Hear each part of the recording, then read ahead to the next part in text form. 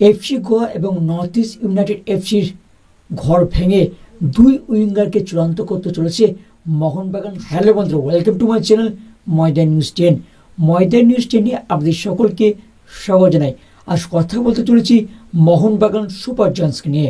Mohun Bagan super জায়ান্টসকে নিয়ে big update এসেছে, দুই উইঙ্গার নাকি চূড়ান্ত মোহনবাগান সুপার জায়ান্টসে, সেই নিয়ে বিস্তারিতভাবে আমরা আলোচনা করব।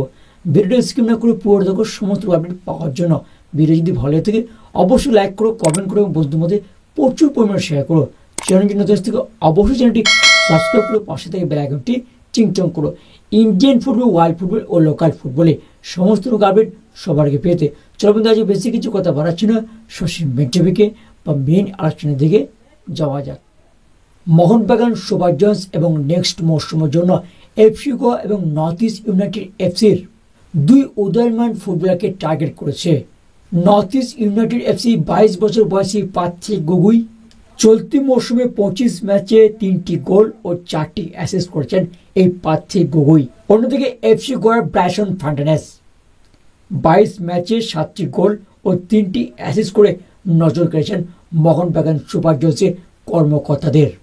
তবে উভয় খেলোয়াড়দের সঙ্গে তাদের বর্তমান ক্লাবের দীর্ঘমেয়াদী চুক্তি থাকায় মোহনবাগান সুপার জায়ান্টসকে ট্রান্সফার ফি দিয়ে তাদের দলে নিতে হবে।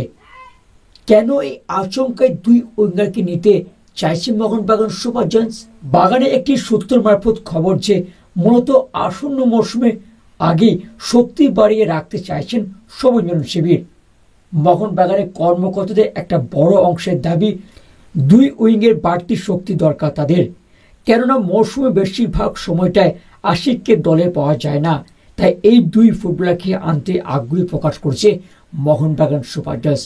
মানে এক কথায় বলতে গেলে নর্থ ইস্ট ইউনাইটেড এফসির পার্থিক গগুই এবং এফসি গোয়ার ব্যারিস ফান্টানেস কিন্তু মোহনবাগান সুপার জায়ান্টসে আসার জন্য অনেকটাই এগিয়ে রয়েছে। তবে এই নিয়ে এখনো পর্যন্ত কোনো চূড়ান্ত আপডেট বেরিয়ে আসেনি, বেরিয়ে এলে অবশ্যই আপনাদের সাথে শেয়ার করবো।